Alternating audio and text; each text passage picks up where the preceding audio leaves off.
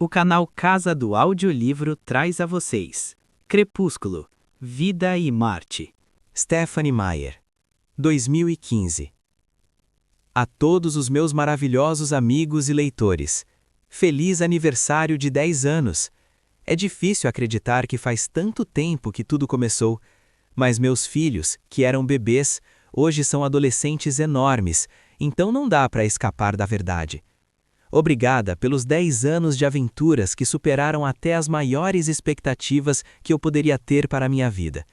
Eu sou uma pessoa extremamente comum, mas minha experiência com vocês, fãs, me fez acreditar, pelo menos um pouquinho, em magia. Para celebrar esse marco, inseri um bônus para que vocês possam aproveitar ainda mais o universo de Crepúsculo. E, no típico jeito Stephenie Meyer de ser, o bônus é maior que o original. Vocês encontrarão vida e morte. Eu adorei revisitar Forks e espero que com vocês aconteça o mesmo. Vocês são fantásticos. Eu amo vocês. Obrigada.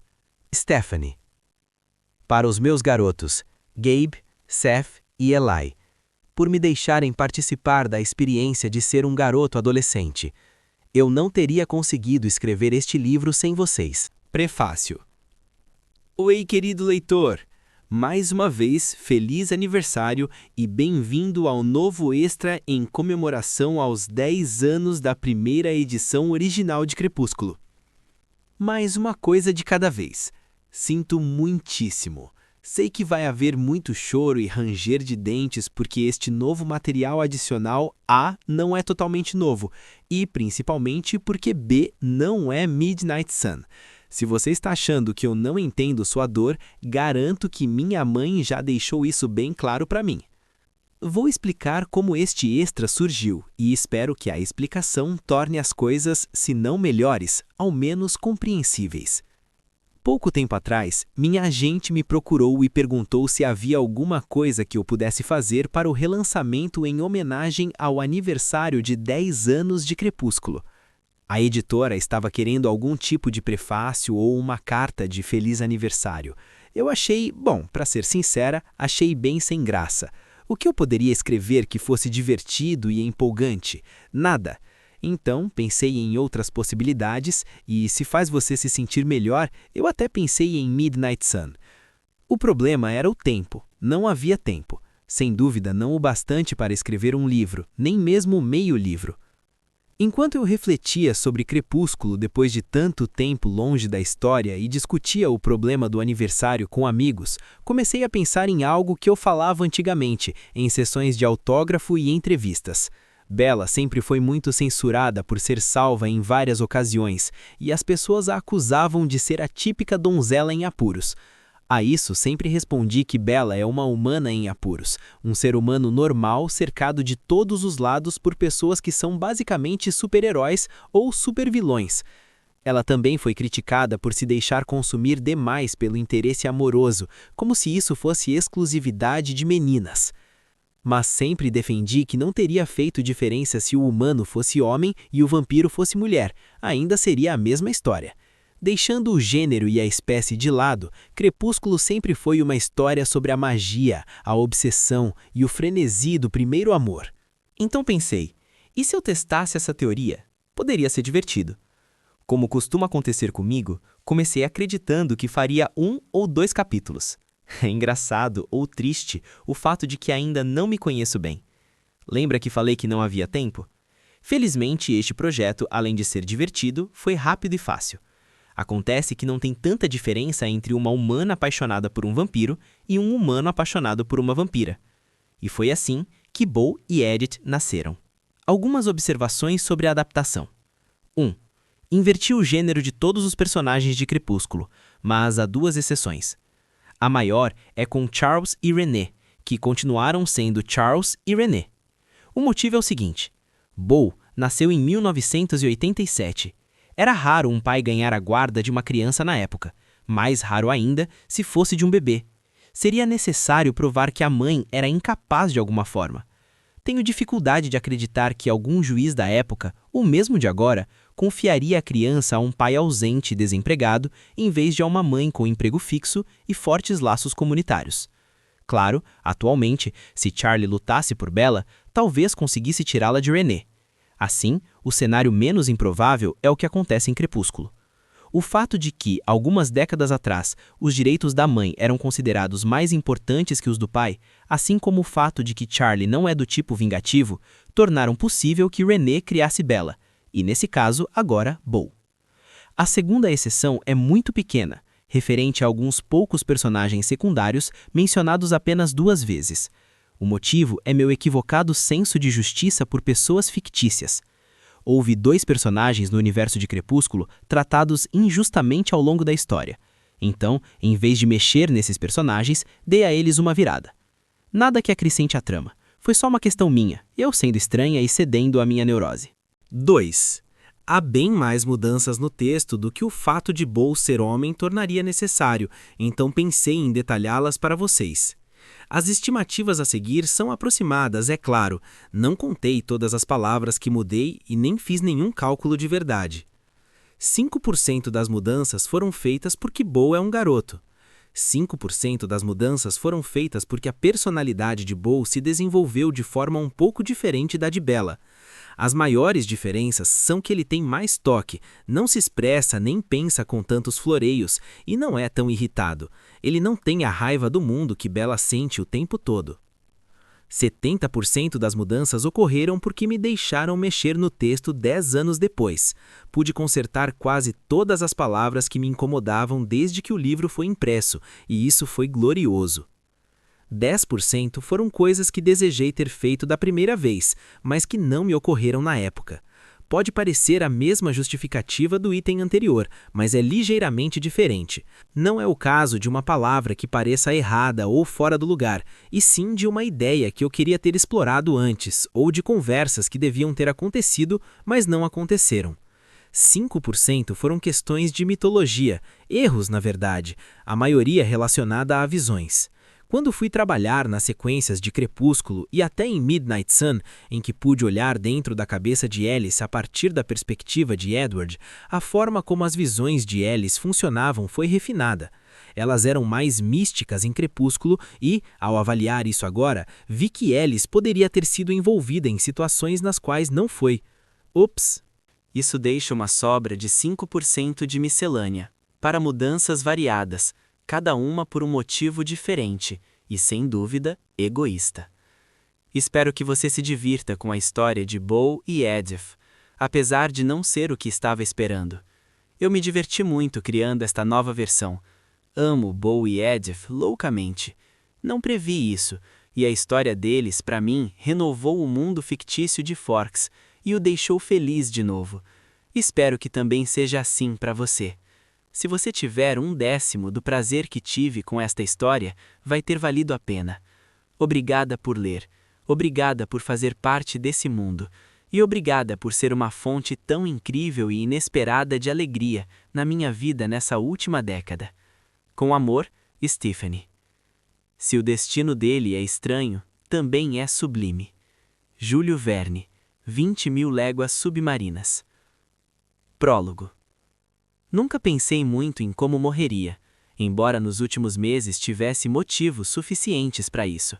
Mas mesmo que tivesse pensado, não teria imaginado que seria assim. Olhei fixamente através do grande salão, dentro dos olhos escuros da caçadora, e ela retribuiu satisfeita o meu olhar. Sem dúvida era uma boa forma de morrer, no lugar de outra pessoa, de alguém que eu amava. Nobre até. Isso devia contar para alguma coisa. Eu sabia que se nunca tivesse ido a Forks, agora não estaria prestes a morrer. Mas, embora estivesse apavorado, não conseguia me arrepender da decisão. Quando a vida lhe oferece um sonho muito além de todas as suas expectativas, é irracional se lamentar quando isso chega ao fim. A caçadora sorriu de um jeito simpático enquanto avançava para me matar. À primeira vista. 17 de janeiro de 2005. Minha mãe me levou ao aeroporto com as janelas do carro abertas. Apesar de ser janeiro em todos os lugares, fazia 24 graus em Phoenix e o céu era de um azul intenso. Eu estava usando minha camiseta preferida, a do Monty Python, com as andorinhas e o coco, que minha mãe me deu 2 natais antes. Não cabia mais direito, Mas isso não importava. Eu não precisaria mais de camisetas em pouco tempo. Na Península Olympic, no noroeste do estado de Washington, há uma cidadezinha chamada Forks, quase constantemente debaixo de uma cobertura de nuvens. Chove mais nessa cidadezinha insignificante do que em qualquer outro lugar dos Estados Unidos. Foi desse lugar e de suas sombras melancólicas que minha mãe fugiu comigo quando eu tinha apenas alguns meses de idade. Nessa cidade, eu fui obrigado a passar um mês a cada verão até ter 14 anos. Foi então que finalmente dei um ultimato. Nos últimos 3 verões, meu pai, Charlie, passou 2 semanas de férias comigo na Califórnia, mas de alguma forma acabei exilado em Forks pelo resto dos meus dias de escola. 1 ano e meio, 18 meses, parecia uma sentença de prisão. 18 meses em um presídio de segurança máxima. Quando bati a porta do carro ao sair, o barulho foi como o das grades sendo trancadas. Eu sei, estou sendo meio melodramático. Tenho imaginação hiperativa, como minha mãe gostava de dizer. E claro, a escolha foi minha. Exílio autoimposto. O que não tornava as coisas mais fáceis. Eu adorava Phoenix. Adorava o sol, o calor seco e a cidade grande e esparramada. E adorava morar com minha mãe, onde eu era necessário. Você não precisa fazer isso, disse ela pela 100ª vez antes de eu chegar ao posto de segurança. Minha mãe diz que somos tão parecidos que eu poderia usá-la como espelho para me barbear. Não é totalmente verdade, apesar de eu não me parecer em nada com meu pai. O queixo dela é pontudo e os lábios são grossos, bem diferentes dos meus. Mas temos exatamente os mesmos olhos. Nela são infantis, grandes e azul claros, o que a faz parecer minha irmã em vez de mãe. Ouvimos isso o tempo todo, e apesar de fingir não gostar, ela adora. Em mim, o azul claro fica menos juvenil e mais indeciso. Ao olhar para aqueles olhos grandes e preocupados, tão parecidos com os meus, senti pânico. Eu cuidava da minha mãe desde sempre. Claro que deve ter havido uma época, provavelmente quando eu ainda usava fralda, em que eu não era responsável pelas contas e nem pela papelada e nem pela cozinha, e nem pelo equilíbrio de um modo geral. Mas eu não conseguia me lembrar desse tempo. Abandonar minha mãe cuidando de si mesma sozinha era mesmo a coisa certa a fazer? Pareceu ser, ao menos durante os meses em que lutei para chegar a essa decisão, mas agora parecia completamente errado. É claro que de uns tempos para cá ela tem o fio, então as contas provavelmente serão pagas na data de vencimento. Haverá comida na geladeira, gasolina no carro e alguém para quem ela vai poder ligar quando se perder. Ela não precisa mais tanto de mim. Eu quero ir, menti. Nunca menti bem, mas vinha contando essa mesma mentira com tanta frequência ultimamente que agora parecia quase convincente. Diga a Charlie que mandei lembranças. Vou dizer. Verei você em breve, prometeu ela. Pode vir para casa quando quiser. Eu volto assim que você precisar de mim. Mas eu sabia o quanto lhe custaria fazer isso. Não se preocupe comigo, insisti. Vai ser ótimo. Eu te amo, mãe. Ela me abraçou com força por 1 minuto. Depois passei pelos detectores de metal e ela se foi. De Phoenix até Seattle são 3 horas de voo, mais 1 hora em um pequeno avião até Port Angeles e depois 1 hora de carro até Forks. Voar nunca me incomodou. A hora no carro com Charlie, porém, era meio preocupante. Charlie foi bem legal com tudo. Parecia realmente satisfeito que eu, pela primeira vez, fosse morar com ele por um período mais longo. Já tinha feito minha matrícula na escola e ia me ajudar a comprar um carro. Mas ia ser estranho. Não éramos o que se chamaria de extrovertidos. Talvez essa seja uma característica necessária para alguém conviver com minha mãe. Além do mais, o que havia para ser dito? Eu nunca escondi o que achava de Forks. Quando pousei em Port Angeles, estava chovendo. Não foi um presságio, só era inevitável. Eu já tinha dado adeus ao sol. Charlie me aguardava na rádio patrulha. Eu também esperava por isso. Charlie é o chefe de polícia Swan para o bom povo de Forks. Minha principal motivação por trás da compra de um carro, apesar da verba extremamente escassa, era que eu odiava andar pela cidade em um carro com luzes vermelhas e azuis no teto. Nada deixa o trânsito mais lento do que um policial. Saí cambaleando do avião direto para Charlie e um desajeitado abraço de um braço só. "É bom ver você, Bill", disse ele, sorrindo enquanto automaticamente me ajudava a me firmar. Damos tapinhas nas costas um do outro, constrangidos. Depois demos um passo para trás. Você não mudou muito. Como está a Renée? Mamãe está ótima. É bom ver você também, pai. Eu não podia chamá-lo de Charlie na frente dele. Você está bem mesmo com a ideia de deixá-la? Nós dois entendíamos que essa pergunta não era sobre minha felicidade pessoal. Era para saber se eu estava desviando da responsabilidade de cuidar dela. Foi por esse motivo que Charlie nunca brigou com minha mãe pela minha guarda. Ele sabia que ela precisava de mim. Estou. Eu não estaria aqui se não tivesse certeza. Tudo bem. Eu tinha só 2 bolsas esportivas. A maior parte das minhas roupas do Arizona era leve demais para o clima de Washington. Minha mãe e eu havíamos juntado nossos recursos para complementar meu guarda-roupa de inverno, mas ainda não era muita coisa. Eu podia carregar as 2 bolsas, mas Charlie insistiu em levar uma. Isso tirou um pouco meu equilíbrio, não que eu tivesse muito, principalmente depois do pico de crescimento. Meu pé se prendeu na beirada da porta de saída e a bolsa acertou o cara que estava tentando entrar. Ah, desculpe. O cara não era muito mais velho do que eu e era bem mais baixo, mas veio para cima de mim com o queixo erguido. Consegui ver tatuagens nos 2 lados do pescoço. Uma mulher pequena com o cabelo tingido de preto olhou para mim de forma ameaçadora ao lado dele. Desculpe, repetiu ela, como se meu pedido de desculpas tivesse sido ofensivo. É. E então a mulher reparou em Charlie, que estava de uniforme. Charlie não precisou nem dizer nada, ele só olhou para o sujeito que deu meio passo para trás e de repente pareceu bem mais jovem, e depois para a garota, cujos lábios vermelhos grudentos faziam beicinho. Sem dizer uma palavra, eles desviaram de mim e entraram no pequeno terminal. Charlie e eu demos de ombros ao mesmo tempo. Era engraçado como tínhamos alguns maneirismos iguais mesmo não passando muito tempo juntos. Talvez fosse genético.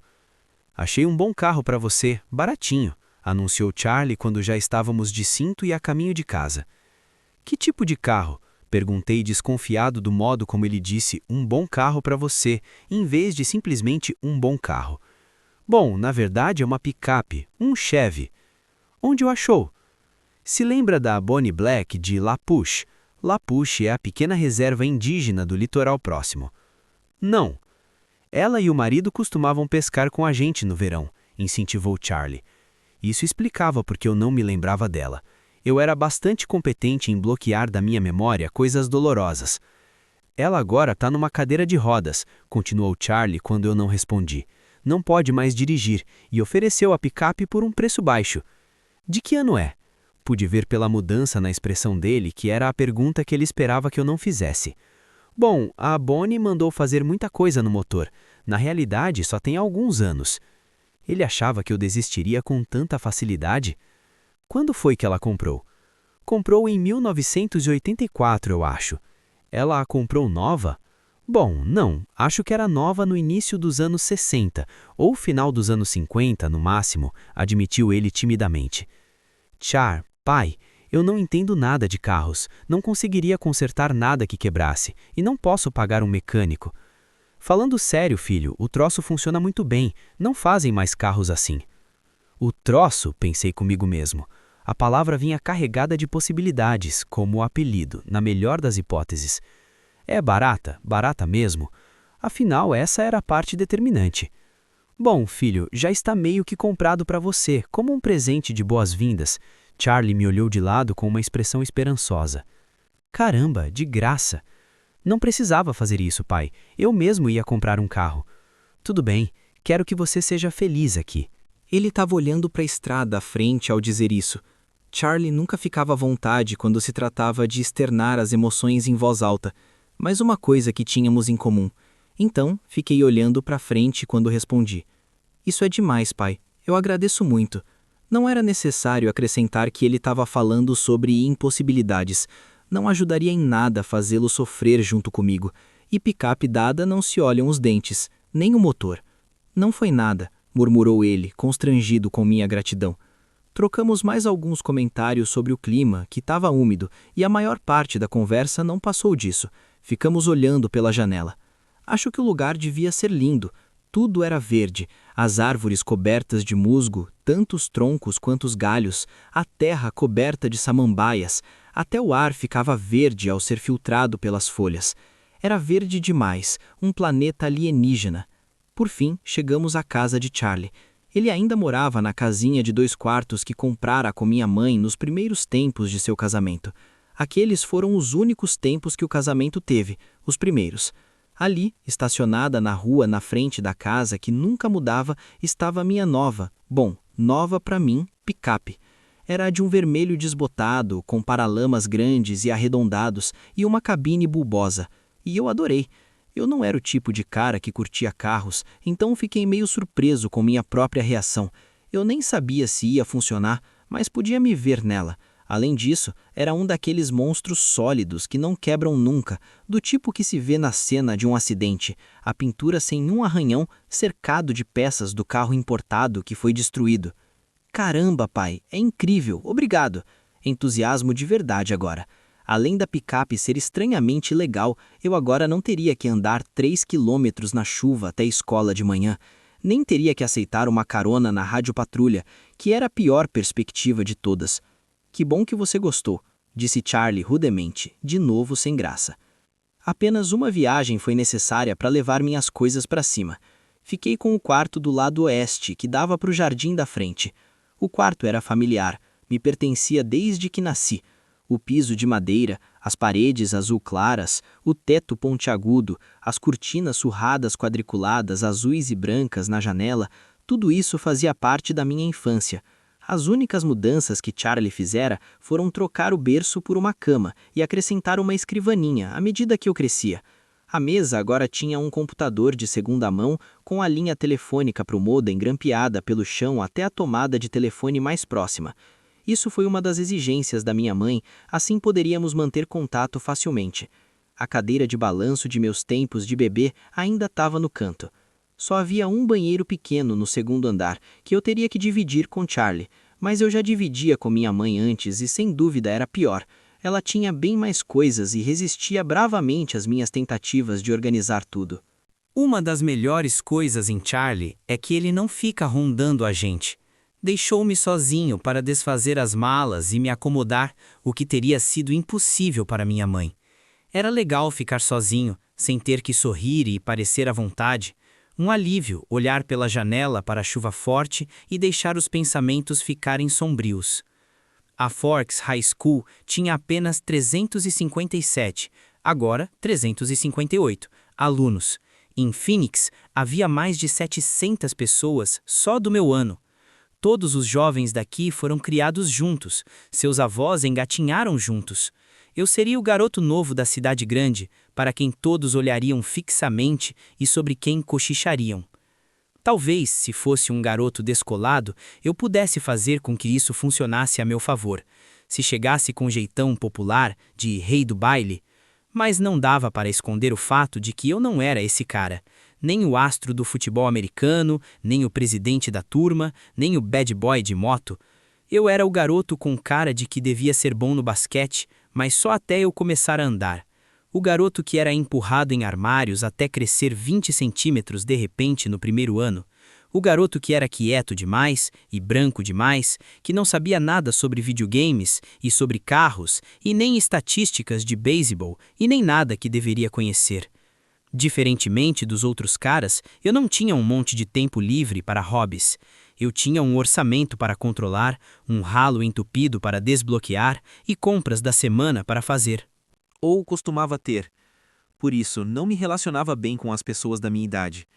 Talvez a verdade fosse que eu não me relacionava bem com as pessoas, ponto final.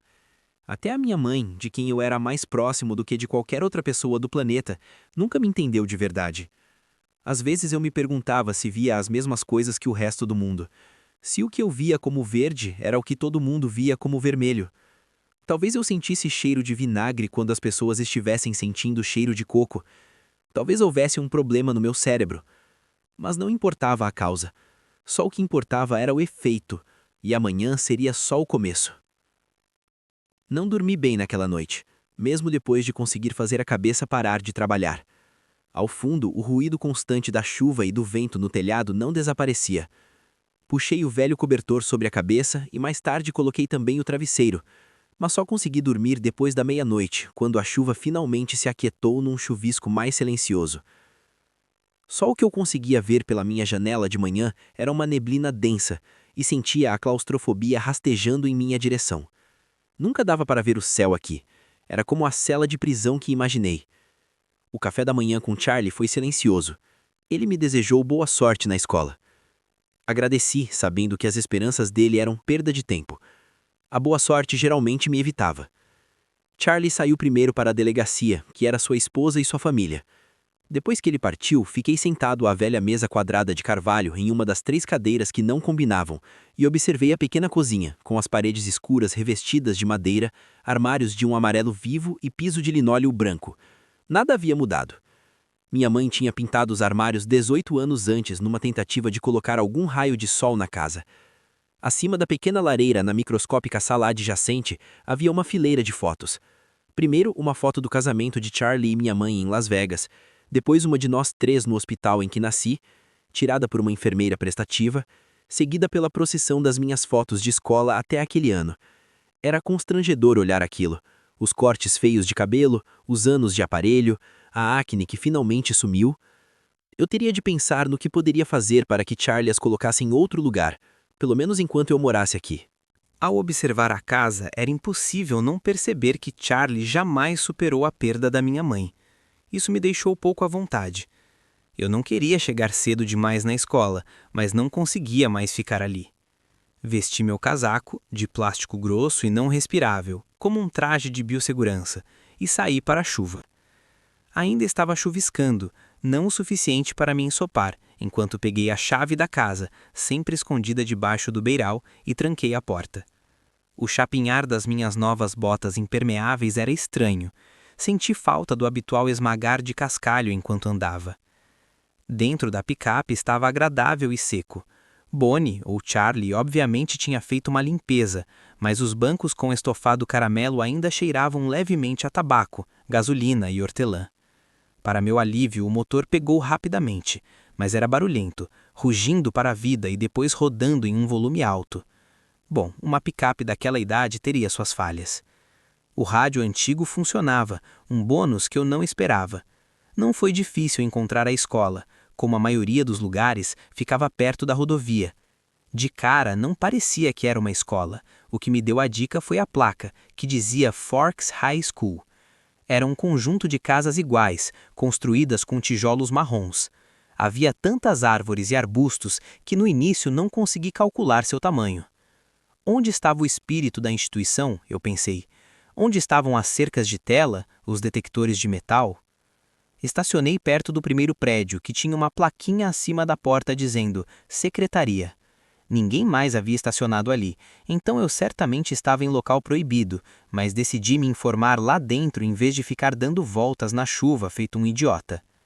Lá dentro, o ambiente era bem iluminado e mais quente do que eu imaginava. O escritório era pequeno, com uma salinha de espera com cadeiras dobráveis acolchoadas, carpete laranja manchado, recados e prêmios atravancando as paredes, um relógio grande tiquetando alto. Havia plantas por toda parte em vasos grandes de plástico, como se não houvesse verde o suficiente do lado de fora. A sala era dividida ao meio por um balcão comprido, abarrotado de cestos de arame cheios de papéis e folhetos de cores vivas colados na frente. Havia 3 mesas atrás do balcão. Um homem redondo e careca de óculos estava sentado atrás de uma. Ele vestia uma camiseta, o que de imediato fez com que eu me sentisse vestido demais para aquele tempo. O homem careca olhou para mim. "Posso ajudá-lo?" "Sou Bo Swan", informei-lhe, e vi o reconhecimento imediato nos olhos dele. Eu era esperado, já assunto de fofoca. O filho do chefe de polícia, que tinha uma mãe desequilibrada, finalmente voltava para casa. "É claro", disse ele, e cavucou uma pilha instável de documentos na mesa até encontrar o que procurava. "Seu horário está bem aqui, Beaufort, e há um mapa da escola." Ele trouxe várias folhas ao balcão para me mostrar. Só Bo, por favor." "Ah, claro, Bo." Ele indicou minhas salas de aula, destacando no mapa a melhor rota para cada uma delas, e me deu uma caderneta que cada professor teria que assinar e que eu teria que levar de volta no final do dia. Sorriu para mim e disse, como Charlie, que desejava que eu gostasse de Forks. Sorri também, da maneira mais convincente que pude. Quando voltei à picape, outros alunos começavam a chegar. Dirigi pela escola, seguindo o trânsito. A maioria dos carros eram mais velhos que o meu, nada chamativos. Em Phoenix, eu morava em um dos poucos bairros de baixa renda incluídos no distrito de Paradise Valley. Era comum ver um Mercedes ou um Porsche novo no estacionamento dos alunos. O carro mais legal aqui era um Volvo prateado novinho, que se destacava. Ainda assim, desliguei o motor logo que cheguei a uma vaga para que o barulho estrondoso não chamasse a minha atenção. Olhei o mapa na picape, tentando agora memorizá-lo. Esperava não ter que andar com ele diante do nariz o dia todo. Enfiei tudo na mochila, passei a alça no ombro e respirei bem fundo. Não vai ser tão ruim. Menti para mim mesmo. Mas, falando sério, nem era uma situação de vida ou morte. Era só a escola. Ninguém ia me morder. Por fim, soltei o ar e saí da picape. Puxei o capuz por cima do rosto ao andar para a calçada, apinhada de adolescentes. Meu casaco preto e simples não chamava a atenção, como percebi com alívio, embora não houvesse muito que eu pudesse fazer em relação à minha altura. Encolhi os ombros e mantive a cabeça baixa. Depois de chegar ao refeitório, foi fácil localizar o prédio 3. Um grande 3 estava pintado em preto num quadrado branco no canto leste. Segui 2 capas de chuva unissex pela porta. A sala de aula era pequena. As pessoas na minha frente pararam junto à porta para pendurar os casacos em uma longa fileira de ganchos. Imitei-as. Havia 2 meninas, uma loira com a pele cor de porcelana, a outra igualmente pálida, com cabelo castanho claro. Pelo menos minha pele não se destacaria aqui. Entreguei a caderneta à professora, uma mulher magra com pouco cabelo cuja mesa tinha uma placa identificando-a pelo nome. Senhora Mason. Ela me encarou com surpresa quando viu meu nome. Não foi uma reação que me encorajasse, e consegui sentir o fluxo sanguíneo subir todo para o rosto, sem dúvida formando manchas horríveis nas minhas bochechas e no meu pescoço. Mas pelo menos ela me mandou sentar numa carteira vazia no fundo da sala, sem me apresentar à turma. Tentei me encolher atrás da mesinha da forma mais discreta possível. Era mais difícil meus novos colegas me encararem lá atrás, mas de algum jeito eles conseguiram. Mantive os olhos baixos na bibliografia que a professora me dera. Era bem básica. Bronte, Shakespeare, Chaucer, Faulkner. Eu já tinha lido tudo. Isso era reconfortante e entediante. Imaginei se minha mãe me mandaria minha pasta com os trabalhos antigos ou se ela pensaria que isso era cola. Tive várias discussões com ela em minha cabeça enquanto a professora falava monotonamente. Quando tocou o sinal, uma garota magricela com problemas de pele e cabelo preto feito uma mancha de óleo se inclinou para falar comigo. Você é Beaufort Swan, não é? Ela parecia direitinho o tipo prestativo de clube de xadrez. Beau, corrigi. Todo mundo num raio de 3 carteiras se virou para me olhar. Qual é sua próxima aula? Perguntou ela. Tive que olhar na mochila. Educação Cívica, com Jefferson, no prédio 6. Para onde quer que eu me virasse, encontrava olhos curiosos. Vou para o prédio 4, posso mostrar o caminho. Sem dúvida, super prestativa. Meu nome é Érica, acrescentou ela. Eu forcei um sorriso. Obrigado. Pegamos nossos casacos e fomos para a chuva que tinha aumentado. Eu podia jurar que várias pessoas atrás de nós se aproximavam o bastante para ouvir o que dizíamos. Esperava não estar ficando paranoico. E aí? Aqui é bem diferente de Phoenix, não é? Perguntou ela. Muito. Não chove muito lá, não é? 3 ou 4 vezes por ano. Puxa, como deve ser isso? Comentou ela, maravilhada. Ensolarado. Retruquei. Você não é muito bronzeado. Minha mãe é meio albina. Apreensiva, ela examinou meu rosto e eu sufoquei um grunhido. Parecia que nuvens e senso de humor não se misturavam. Alguns meses disso e eu esqueceria como usar o sarcasmo. Voltamos pelo refeitório até os prédios do sul, perto do ginásio. Érica me levou até a porta, embora houvesse uma placa bem evidente. Então, boa sorte, disse ela enquanto eu pegava a maçaneta. Talvez a gente tenha mais alguma aula juntos. Ela parecia esperançosa. Sorri para ela de um jeito que torcia para que não parecesse encorajador e entrei. O resto da manhã se passou do mesmo jeito. Minha professora de trigonometria, a senhora Warner, que de qualquer forma eu teria odiado por causa da matéria que ensinava, foi a única que me fez parar diante da turma para me apresentar. Eu gaguejei, fiquei cheio de manchas vermelhas e tropecei em minhas próprias botas ao seguir para a carteira. Depois de 2 aulas, comecei a reconhecer alguns rostos em cada turma. Sempre havia alguém mais corajoso do que os outros que se apresentava e me perguntava se eu estava gostando de Forks. Tentei ser diplomático, mas na maioria das vezes apenas menti. Pelo menos não precisei do mapa. Em todas as aulas, os professores começavam me chamando de Beaufort, e apesar de eu corrigi-los na mesma hora, era deprimente. Levei anos para superar Beaufort. Muito obrigado, vovô, por morrer meses antes de eu nascer e fazer minha mãe se sentir obrigada a homenageá-lo. Ninguém em casa lembrava mais que Beau era apelido. Agora eu tinha que começar tudo de novo. Um garoto se sentou ao meu lado nas aulas de trigonometria e espanhol e me acompanhou até o refeitório na hora do almoço. Era baixinho, não chegava ao meu ombro, mas o cabelo negro, rebelde e cacheado compensava um pouco a diferença de altura entre nós. Não conseguia me lembrar do nome dele, então eu sorria e assentia enquanto ele tagarelava sobre professores e aulas. Não tentei acompanhar a falação. Sentamos à ponta de uma mesa cheia de vários de seus amigos que ele me apresentou, e eu não podia reclamar da educação ali. Esqueci o nome de todo mundo assim que os enunciou. Eles pareceram achar legal que ele ter me convidado. A menina da aula de inglês, Erica, acenou para mim do outro lado do salão, e todo mundo riu. Eu já era motivo de piada. Devia ser um novo recorde para mim. Mas ninguém parecia estar rindo com crueldade. Foi ali, tentando conversar com 7 estranhos curiosos, que os vi pela primeira vez. Eles estavam sentados no canto do refeitório à maior distância possível de onde eu estava no salão comprido. Eram 5. Não estavam conversando nem comendo, embora cada um deles tivesse uma bandeja de comida diante de si. Não me encaravam como a maioria dos outros alunos, por isso era seguro observá-los. Mas não foi isso tudo que atraiu minha atenção. Eles não eram nada parecidos. Havia 3 garotas. Dava para ver que uma era super alta, até mesmo sentada, talvez da minha altura, com pernas que não acabavam nunca. Ela provavelmente poderia ser capitã do time de vôlei, e eu tinha certeza de que ninguém gostaria de ficar no caminho de uma cortada dela. Tinha cabelo escuro e ondulado, preso em um rabo de cavalo descuidado. Outra tinha cabelo cor-de-mel na altura dos ombros. Não era tão alta quanto a morena, mas devia ser mais alta do que a maioria dos outros garotos da minha mesa. Havia algo de intenso nela, de ousado.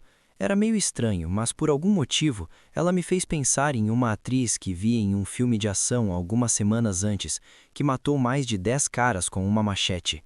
Eu me lembrava de ter pensado que não acreditava, que não havia como a atriz encarar tantos caras maus e vencer.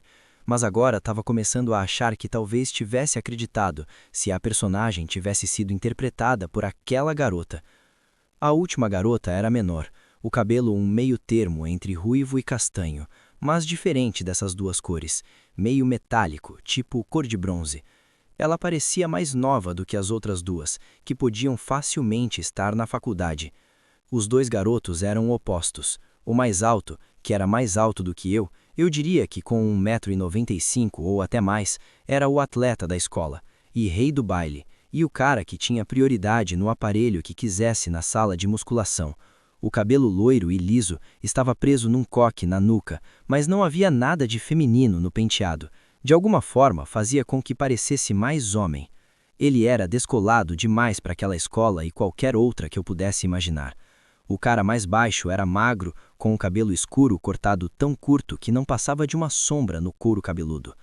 Eram totalmente diferentes, mas ao mesmo tempo eram todos tão parecidos.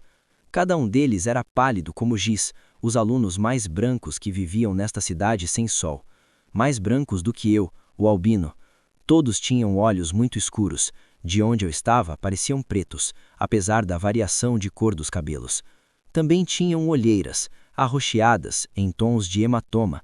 Talvez os 5 estivessem chegando de uma noitada, ou estivessem se recuperando de um nariz quebrado, mas os narizes, todos os seus traços, eram retos, angulosos. Só que não era por isso que eu não conseguia desgrudar os olhos. Fiquei olhando porque seus rostos, tão diferentes, tão parecidos, eram completa, arrasadora e inumanamente lindos. As garotas e os garotos, lindos.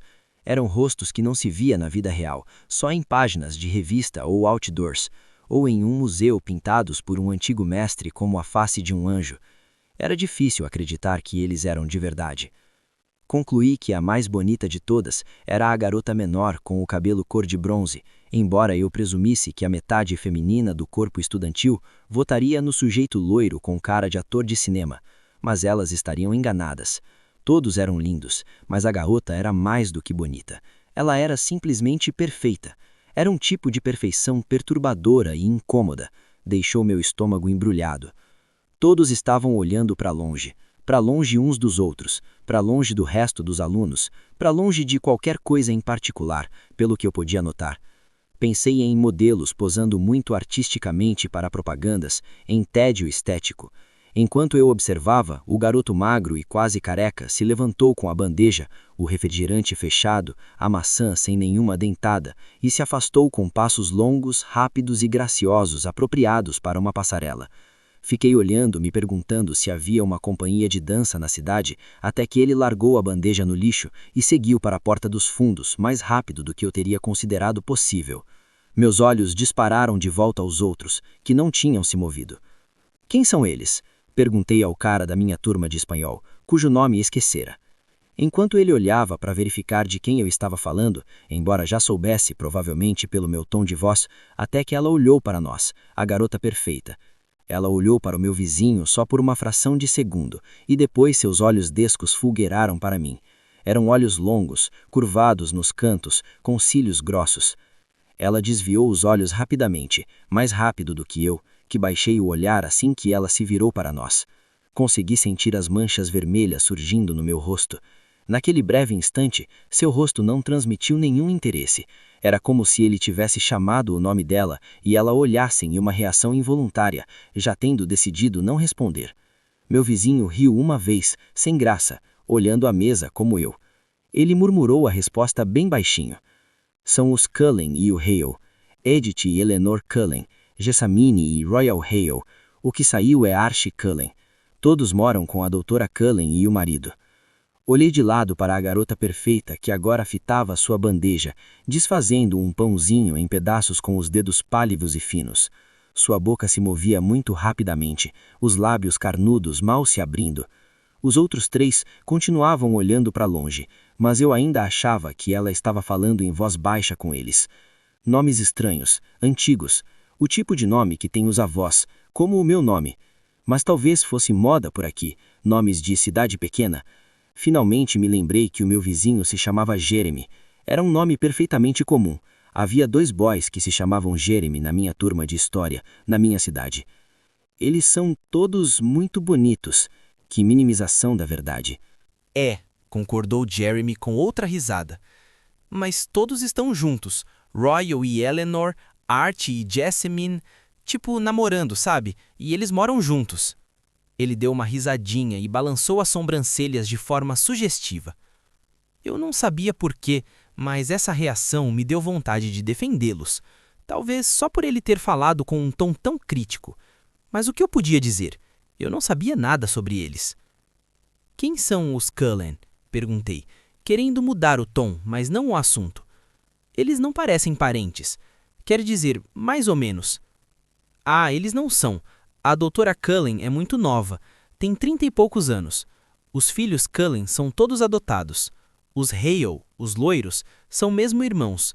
Gêmeos, eu acho, e são filhos de criação. Parecem meio velhos para filhos de criação. Agora são.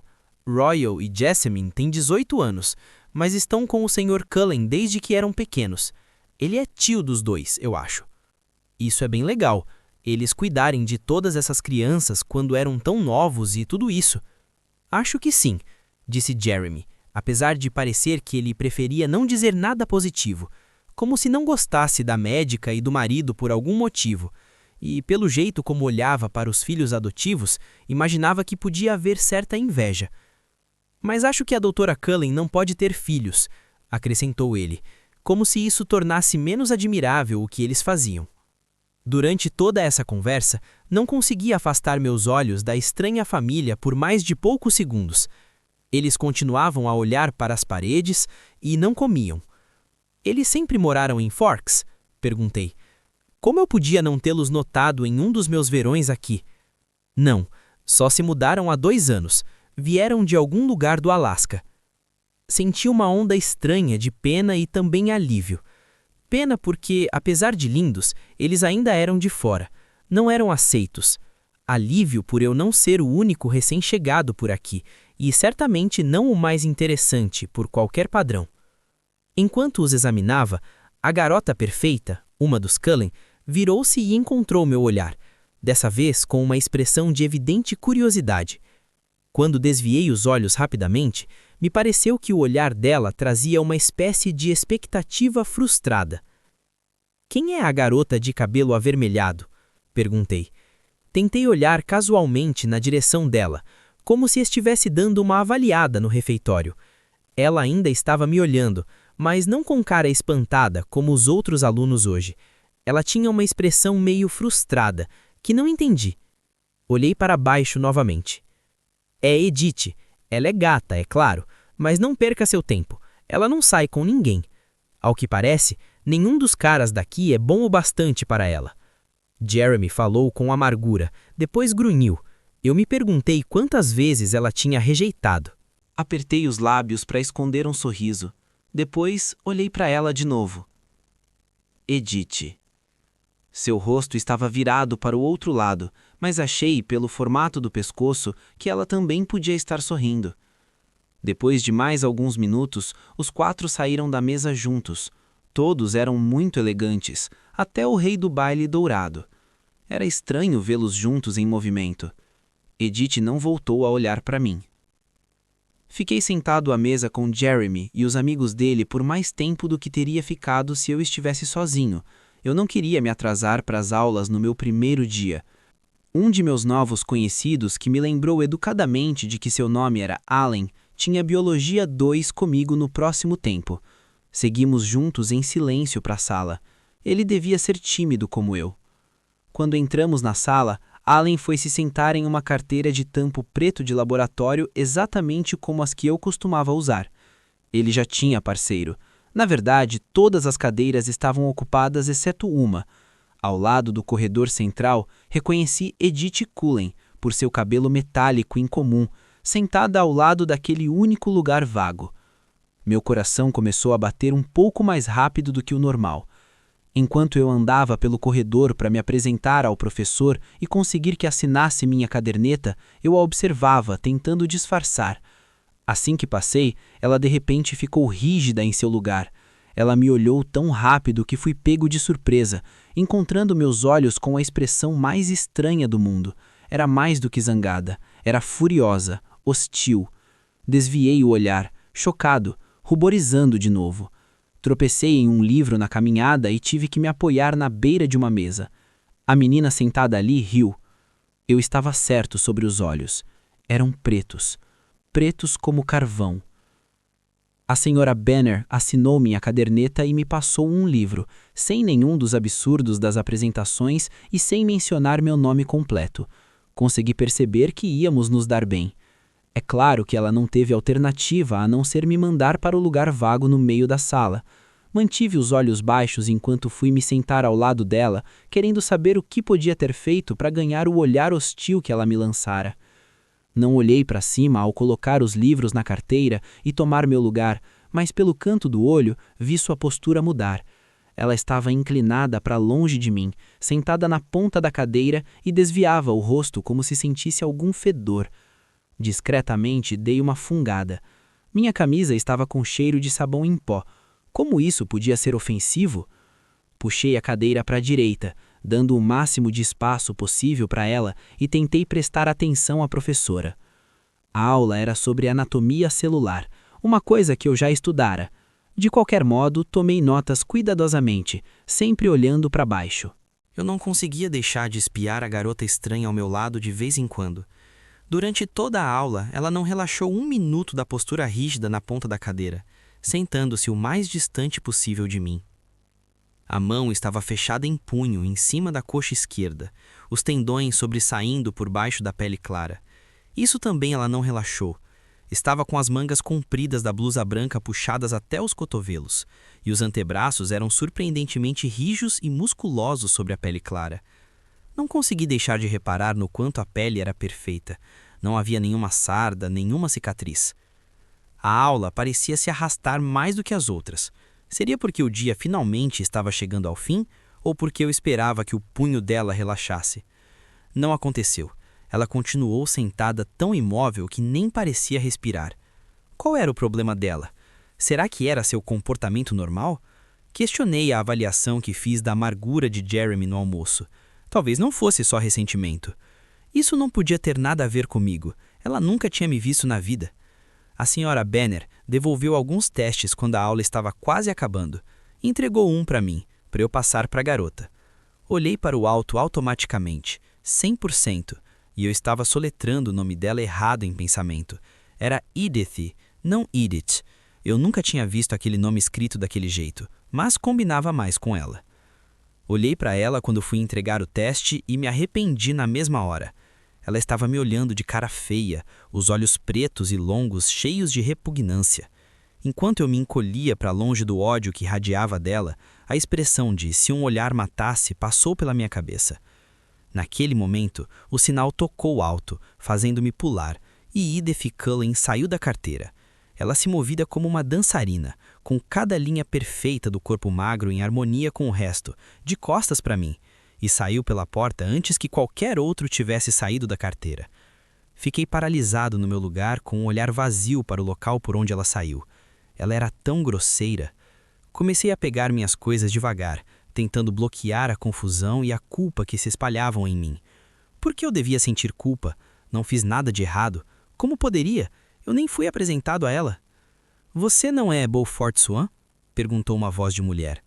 Olhei para cima e vi uma garota bonitinha com cara de bebê, o cabelo cuidadosamente alisado em uma cortina loira clara, sorrindo para mim de maneira simpática. Ela obviamente não achava que eu cheirava mal. "Bill", corrigi com um sorriso. "Meu nome é Michaela." "Oi, Michaela. Precisa de ajuda para encontrar sua próxima aula?" "Vou para a educação física. Acho que consigo encontrar o caminho." É minha próxima aula também. Ela pareceu animada, mas não era uma coincidência assim tão grande numa escola tão pequena. Fomos para a aula juntos. Ela era muito falante, alimentou a maior parte da conversa, o que facilitou minha vida. Tinha morado na Califórnia até os 10 anos, então sabia como eu me sentia com relação ao sol. Por acaso, também era minha colega na aula de inglês. Foi a pessoa mais legal que conheci nesse dia. Mas, quando estávamos entrando no ginásio, ela perguntou: "E aí, você furou a Edith Cullen com um lápis ou o quê? Nunca vi agir daquele jeito." E eu me encolhi. Então não fui o único a perceber, e ao que parecia, aquele não era o comportamento habitual de Edith Cullen. Decidi me fazer de burro. "Era a garota do meu lado na aula de biologia?" "Era", disse ela. "Parecia que estava sentindo alguma dor, sei lá." "Não sei", respondi. "Nunca falei com ela." "Ela é estranha." Michaela se demorou ao meu lado em vez de ir para o vestiário. "Se eu tivesse a sorte de me sentar do seu lado, conversaria com você." Eu sorri para ela antes de ir para a porta do vestiário masculino. Ela era simpática e parecia gostar de mim, mas não foi suficiente para me fazer esquecer aquela hora estranha. A professora de educação física, treinadora Clapp, encontrou um uniforme para mim, mas não me fez vesti-lo para aquela aula. Em Phoenix, só exigiam 2 anos de educação física. Aqui, a matéria era obrigatória nos 4 anos. Minha versão particular do inferno.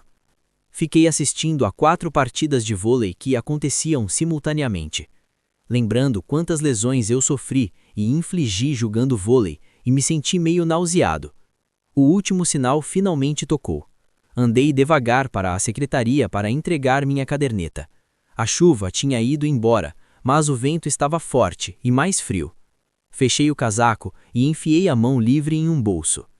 Quando entrei no escritório aquecido, quase me virei e saí. Edith Cullen estava parada junto à mesa na minha frente. Era impossível não reconhecer o cabelo bronze revolto. Ela não pareceu reparar no som da minha entrada. Fiquei encostado na parede de trás, torcendo para que o recepcionista ficasse livre. Ela estava discutindo com ele numa voz baixa e aveludada. Logo peguei a essência da discussão. Ela tentava trocar a aula de biologia para qualquer outro horário, qualquer outro. Não podia ser por minha causa. Tinha de ser outra coisa, algo que acontecera antes de eu entrar na sala. A expressão dela devia ter sido por outro problema. Era impossível que uma estranha pudesse ter uma repulsa tão súbita e intensa por mim. Eu não era interessante o bastante para provocar uma reação tão forte. A porta se abriu de novo e o vento frio soprou pela sala, balançando os papéis na mesa, balançando meu cabelo. A menina que entrou limitou-se a ir até a mesa, colocou um bilhete na cesta de arame e saiu novamente. Mas Edith Cullen enrijeceu as costas e se virou lentamente para olhar para mim. O rosto era ridiculamente perfeito, sem nenhuma marca que a fizesse parecer humana, com olhos penetrantes e cheios de ódio. Por um momento senti um arrepio de medo genuíno que eriçou os pelos dos meus braços, como se ela fosse puxar uma arma e atirar em mim. O olhar só durou um segundo, mas foi mais gelado do que o vento frio. Ela se virou para o recepcionista. "Então deixa pra lá", disse rapidamente numa voz de seda. "Estou vendo que é impossível. Muito obrigada pela ajuda." Então virou-se sem olhar para mim e desapareceu porta fora. Fui roboticamente até a mesa, minha cara pela primeira vez branca no lugar de vermelha, e entreguei a caderneta assinada. "Como foi seu primeiro dia, filho?" perguntou o recepcionista. "Bom", menti, a voz falhando. Consegui ver que não o convenci. Quando fui para a picape, era quase o último carro no estacionamento. Parecia um abrigo, a coisa mais próxima de uma casa que o tinha nesse buraco verde e úmido. Fiquei sentado lá dentro por um tempo, olhando sem enxergar pelo para-brisa, mas logo fiquei com bastante frio, a ponto de precisar do aquecedor, então virei a chave e o motor rugiu. Voltei para a casa de Charlie tentando não pensar em nada.